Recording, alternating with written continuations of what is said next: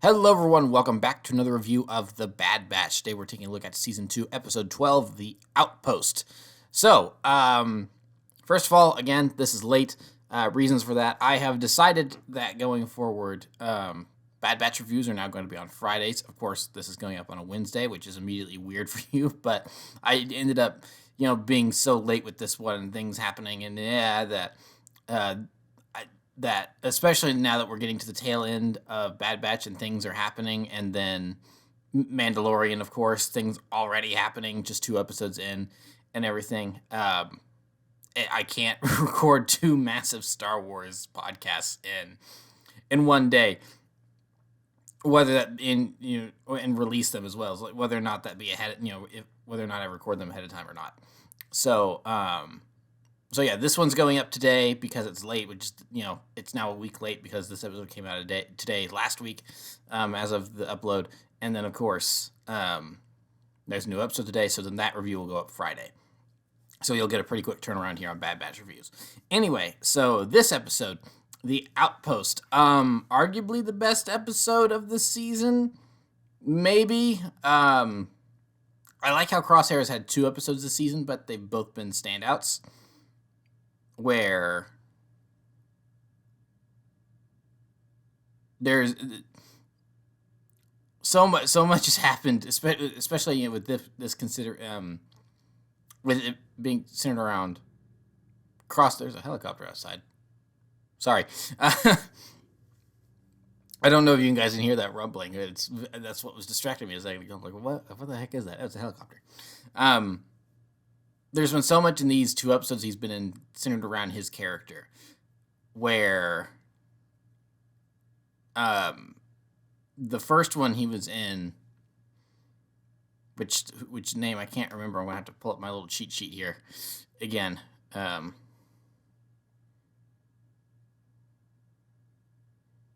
The Solitary Clone. Thank you, little cheat sheet. The Solitary Clone was definitely about pushing Crosshair to that edge. Where is the line for him, and how far will he go? And then The Outpost is definitely about pushing him over it, and I really like that. And we saw in the Solitary Clone Cody's, we saw Cody's breaking point. Now we've seen Crosshair's breaking point, and it seems like he definitely understands where Hunter was coming from. Now that he's definitely that he's like, yeah, okay, these guys suck. I was wrong. They don't care about me. Just because I'm a soldier doesn't mean I should always follow orders, because this guy clearly does not have my best interest in heart with Lieutenant Nolan, and him just being emblematic of the Empire in general. So really, really cool to finally see him come to that conclusion, because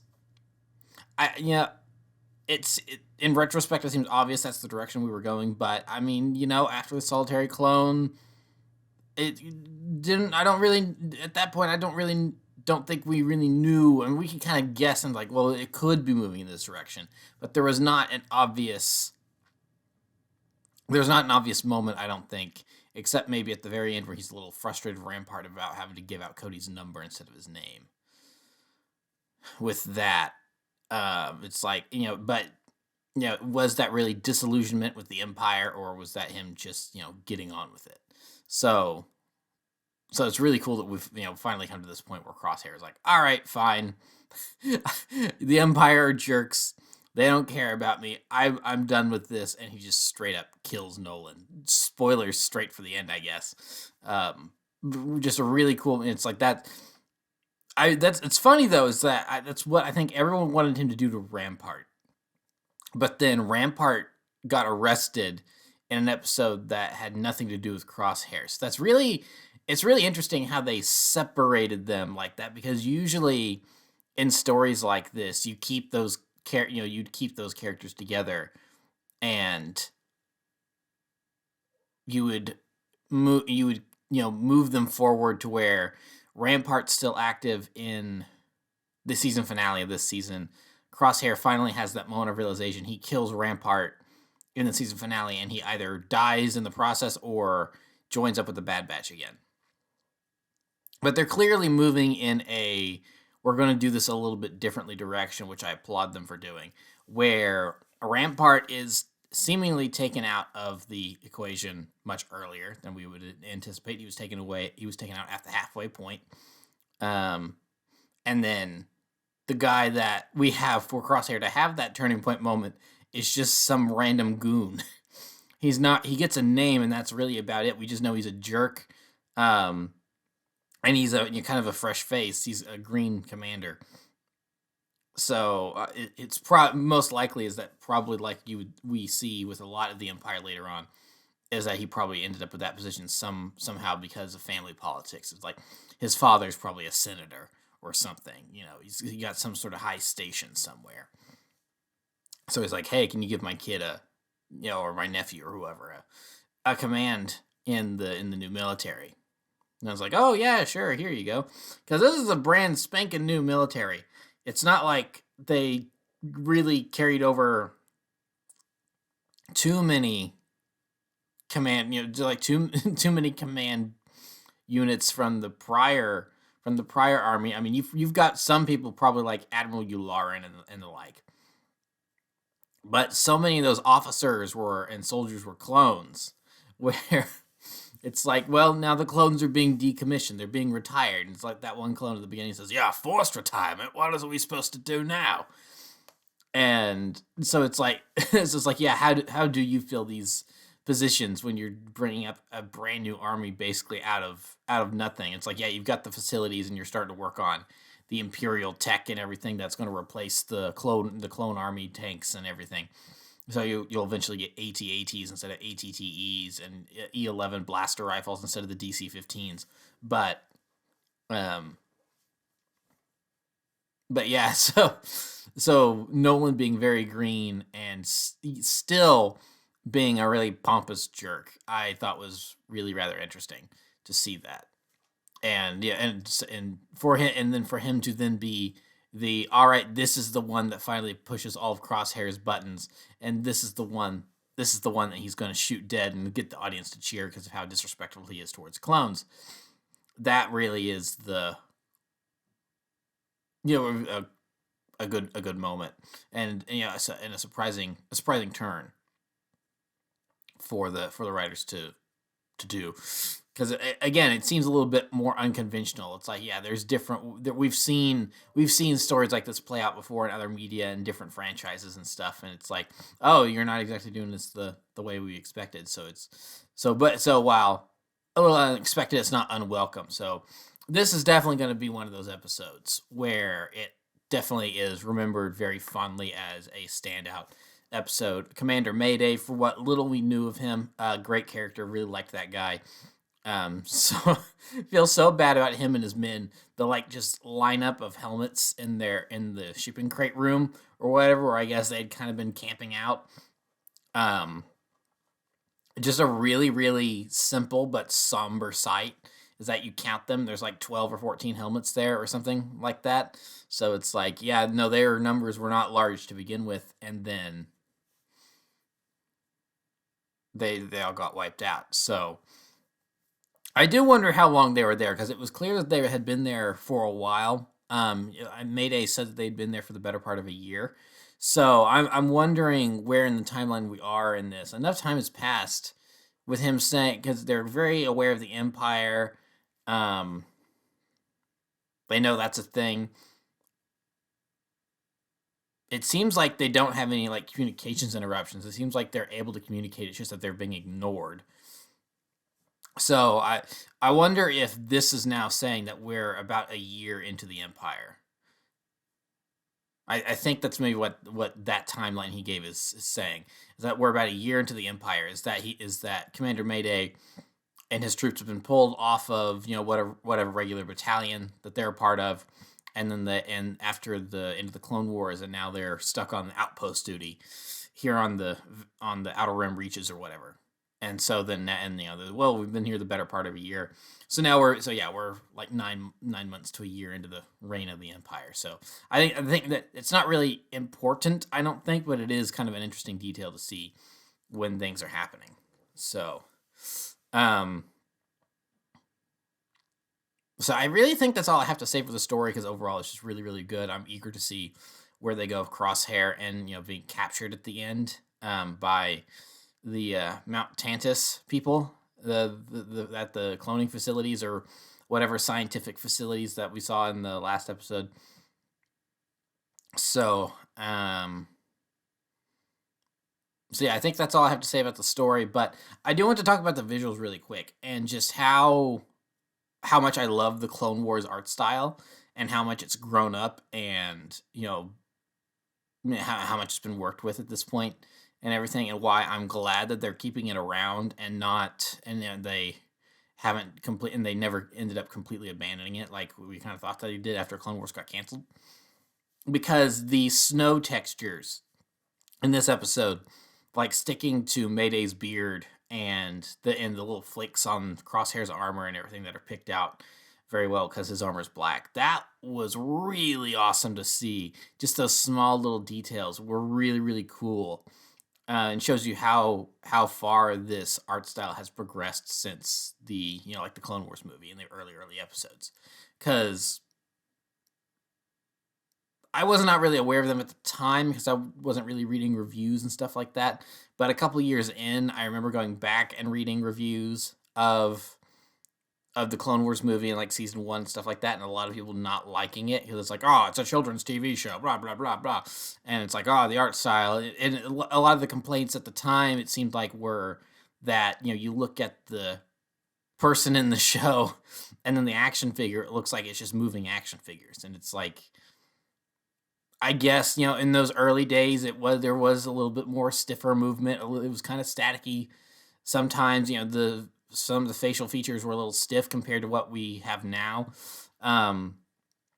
But I think that was some people, people being very jaded because even back then, it's like, this is a from the ground up animation team. This is the first thing as a team they've ever worked on.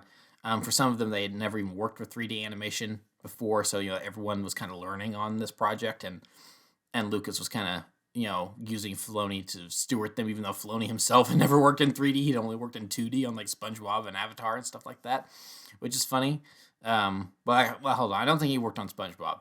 I know he worked on King of the Hill and of course Avatar: The Last Airbender, but the point is he had never worked on 3D before. He'd only worked in 2D, so it's so getting this team together and shepherding it and everything, and looking back at those early episodes, and yeah, they are a little rough compared to what we have now, but I think I think they knew what they had with the art style very early, very early on, and that's why they stuck with it and they refined it over years and years and years. Because yeah, they know there were features that were a little cartoony to start off with. I mean, they used the micro series designs as a basis. I mean, you look at Count Dooku. I mean, that is a straight 1-to-1, translation from 2D to 3D. I mean, it's basically perfect.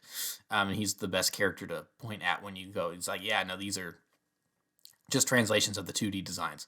And, they tweak things here and there. Like the clones are a little different. Anakin's a little different because they are using a kind of in between Padawan and Knight Anakin. And stuff like that. Palpatine is actually pretty close to his early 2D design because it's using the gigantic shoulder pads that he had in Attack of the Clones. Just absolutely hilarious shoulder pads. Not even shoulder pads, but like all the way down his arms. But so it's like, yeah, you had some rough things like that where it's like, yeah, animation stiff or whatever. But I remember thinking even all the way back then that the environments and the backgrounds and all the sets and vehicles and props and stuff were always really, really, really cool. And they looked really good. And that was something that I think a lot of people, didn't really notice because they were too busy being jaded, being older fans and stuff. It's like, this is just a long commercial for the new action figures. Blah. But you look at the art style and how it's evolved and everything, where it's like they've refined some of those features on the character models. They're not as cartoony. The eyes aren't as big as they used to be and everything. You look at season 1 Obi-Wan and season 7 Obi-Wan, you can definitely tell they made some changes and everything. And of course, the clones got better faces as time went on. the battle droids ended up eventually getting remodeled in season 7 based a lot on their Rebels designs. But the backgrounds, I think, were always stellar and stuff, and there was the really cool details of it looking almost like it was hand painted in some areas. Like you can see the brush strokes on the environment where they make their set out of whatever, and then artists actually go in there and paint them, which I thought was a really, really cool touch even back then and especially now. And then like clouds and stuff, is like those actually look like they're little wispy, like hand drawn clouds or something instead of like computer generated blobs or whatever. Because like, and this is like where where it's like, oh, season 1 you can just skip. It's like, I don't think so. It's like I like season 1, and this is something I harp on. I've harped on many a time, especially in these Bad Batch reviews, that even season 1 of the Clone Wars is pretty good. Is that just from a visual standpoint, I think that there's a lot to like about the episode Duel of the Droids, because when you really think about it, Missing in Action and Duel of the Droids is not the most, how should I put this, compelling story arc. I mean, R2 goes missing in action. I mean, it's like, oh, everyone loves R2, but he's not really in any real mortal danger because he's in all of the movies. So if it had been R4P17, there would have been like maybe a little bit more of a, but then again, R4P17 is not a character people care about. Her head gets cut off in Revenge of the Sith, and people hardly even notice, I think. But I'd played the Lego game so many times up at that point, and I knew the characters that I remember watching that and being, for the first time in 2005, and being sad that R4 got her head cut off during the battle of Coruscant, and Obi-Wan going, R4, and it's like, oh dear, and then you just hear, woo, as her head flies past the screen. Anyway, back on point. Duel of the Droids is not, that arc is not the most compelling arc, but it's got some really good moments in it. Of course, Grievous just upright stabbing Ganoct in the back, literally, with his lightsaber and just leaving his body. The fact that they showed his corpse just lying there later, like 5 minutes later in the episode, I mean, this is a kids TV show where they're going to teach you about shapes. It's like, this is meant for children, but it's for older. It's like it really understood that, this is something for older kids that are growing up and they can handle some slightly more mature ideas and themes. So it's like, you had some sprinkled in dark moments like that. A lot of the clones get killed. But then, like, another thing that I really like about that episode is the environment. And of course, Skytop Station, it's just, we see those corridor interiors and stuff a lot. I mean, we even saw them in the Malevolence arc. It's just that they toned the lighting down and made them darker. But I mean, it's the same hallways and everything because it's the Trade Federation battleship. Those hallways and everything are straight out of Phantom Menace. They're just not as shiny because I don't think they had managed to work out the shininess yet in Clone Wars, really. But like when they're in the outside environment, like the very beige sky and the wispy clouds and everything, I think that's a really cool, interesting design because I'm pretty sure, if I remember correctly, that's a gas giant. That's the planet that they're around. Now, the idea that the Anakin and Ahsoka can just leap down onto this thing without rebreathers or anything, and it seems like it has a breathable atmosphere when it's a gas giant, maybe questionable.